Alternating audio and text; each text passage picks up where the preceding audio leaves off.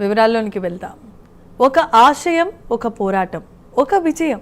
సరిగ్గా 25 ఏళ్ల క్రితం జలదృశ్యం వేదికగా పురుడు పోసుకున్న గులాబీ జెండా నేడు 25 ఏళ్లు పూర్తి చేసుకుని 26వ వసంతంలోనికి అడుగు పెడుతోంది.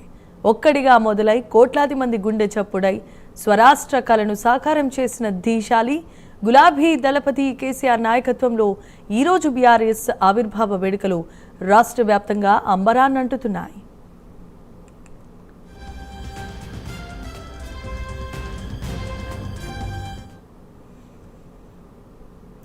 తెలంగాణలో ప్రతి గ్రామం, మండలం, పట్టణ కేంద్రాల్లో పార్టీ శ్రేణులు ఉదయాన్నే గులాబీ జెండాను ఆవిష్కరించనున్నారు.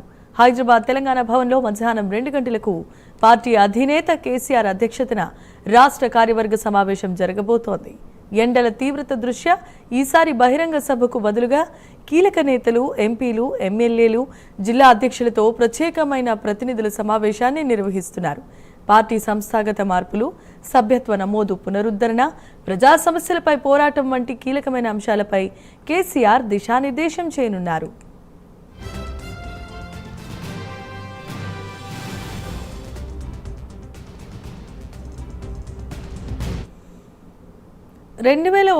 ఏప్రిల్ 27న కేసీఆర్ తన డిప్యూటీ స్పీకర్ పదవికి, ఎమ్మెల్యే పదవికి రాజీనామా చేసి టీఆర్ఎస్ను స్థాపించారు. 14 ఏళ్ల సుదీర్ఘ పోరాటం, కేసీఆర్ ఆమరణ నిరాహార దీక్ష ఫలితంగా 2014లో తెలంగాణ రాష్ట్రం సిద్ధించింది. గడిచిన 10 ఏళ్లలో కాళేశ్వరం ప్రాజెక్టు, రైతు బంధు, మిషన్ భగీరథ వంటి పథకాలతో తెలంగాణను దేశానికే ఆదర్శంగా నిలిపిన ఘనత బీఆర్ఎస్దే. ప్రస్తుతం రాష్ట్రంలో ప్రధాన ప్రతిపక్షంగా ఉంటూ ప్రజల పక్షాన నిలబడి ప్రభుత్వంపై పోరాటం చేస్తోంది.